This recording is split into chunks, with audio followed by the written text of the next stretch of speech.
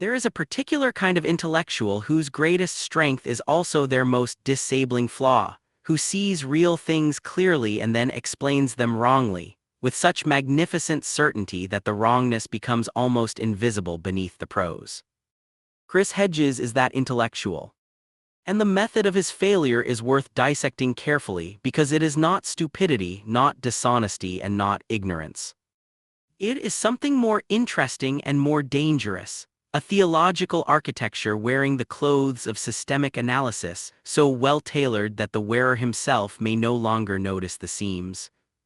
Chris Hedges spent nearly 2 decades as a war correspondent for the New York Times, reporting from Bosnia, El Salvador, Iraq, the Palestinian territories, places where the worst of what human institutions produce became visible in the flesh. He trained at Harvard Divinity School, is the son of a Presbyterian minister, and has since become one of the most prominent voices of the American radical left, producing a shelf of books: Death of the Liberal Class, Empire of Illusion, America, the farewell tour that diagnosed the United States as a civilization in terminal, irreversible collapse. He is read as a prophet. He presents himself as one. That self-presentation is, it turns out, the most revealing thing about him. What Hedges actually does, in book after book and column after column, is perform a very specific explanatory maneuver that feels like structural analysis but is not.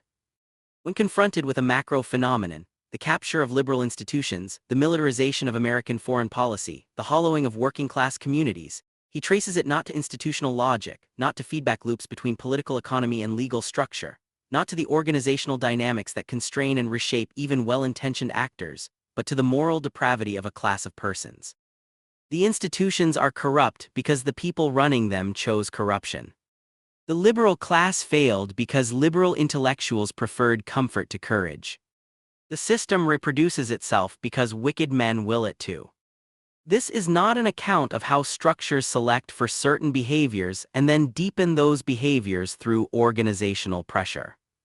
It is a morality play populated entirely by sinners and the occasional saint, staged against a backdrop of inevitable doom.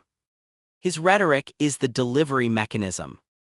Disease metaphors, death metaphors, the vocabulary of irreversible organic decay, these are not ornamental.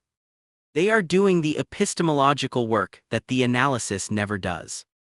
When Hedges calls liberal democracy a cadaver dressed in democratic clothing, he has foreclosed inquiry at precisely the moment inquiry becomes necessary. A cadaver is not reformable. You do not ask what lever might alter a corpse's trajectory. The metaphor terminates the question it appears to raise, and the reader, struck by the force of the image, rarely notices that no actual process has been specified, no causal pathway identified, no claim made that could be checked against what historians or political scientists or institutional sociologists already know about how democracies degrade. Vivid anecdote from the war zones: the specific soldier's breakdown, the specific child maimed, the specific worker consumed by opioid addiction, performs the same function. It moves the reader past the inferential gap rather than across it.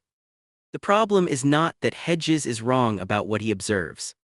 It is that his framework prohibits him from explaining it. And the root of that prohibition is not intellectual laziness, it is ideology in the classical sense, a system in which conclusions precede evidence, in which data is recruited to illustrate a predetermined moral universe rather than gathered to test a hypothesis. That moral universe is Calvinist. The world is fallen. The elect are few, the comfortable majority is complicit in its own damnation.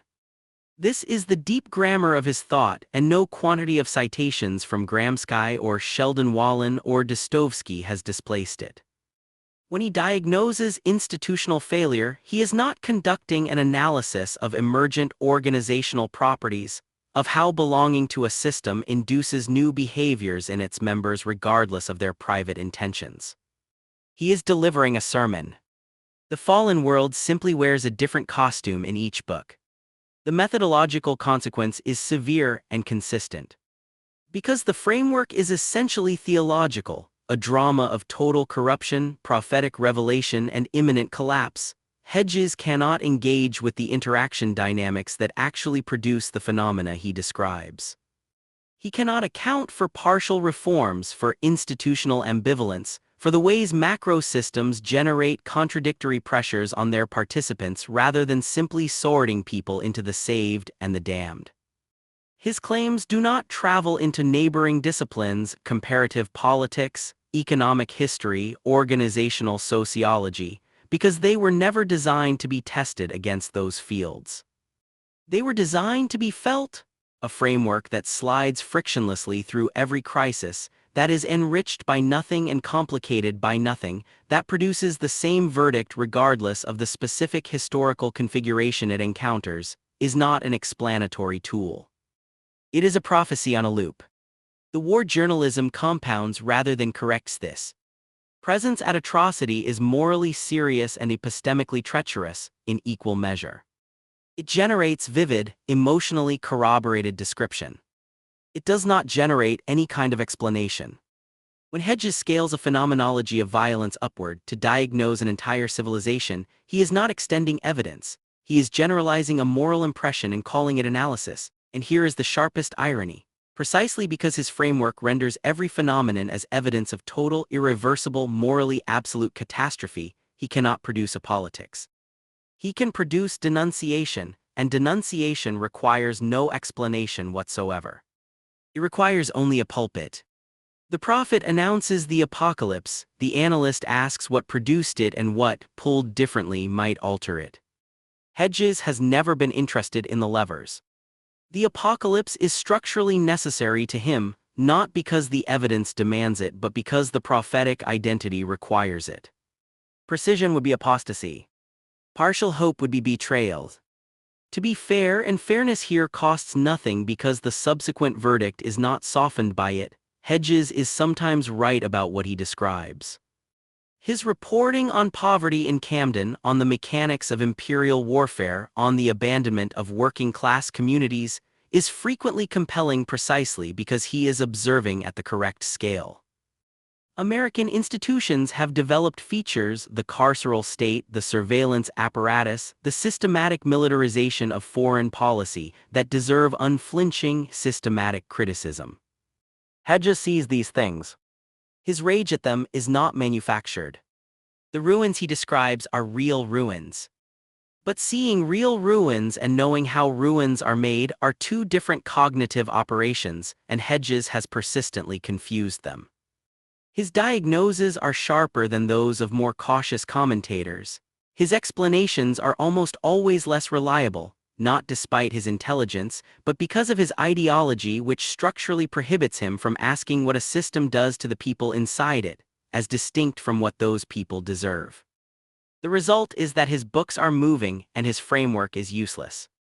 He has written across a considerable career, a theodicy of defeat, an extended argument that defeat was always already inevitable, that the wicked were always already victorious, and that the only honest response is lamentation. That theodicy is written in the cadences of the King James Bible and dressed in the borrowed vocabulary of the radical tradition, and it produces in readers already estranged and aggrieved the sensation of forbidden truth finally spoken. The truth, rigorously construed and structurally corroborated, has not yet been delivered. Jeremiah was a great writer too. That did not make him a reliable guide to what rebuilt Jerusalem. If this kind of structural analysis, attending to the level at which phenomena actually operate, distinguishing description from explanation, tracking where ideology does the work that argument should, is useful to you, subscribe and stay. The next subject will be given the same treatment, no flattery, no false balance and no mercy for method.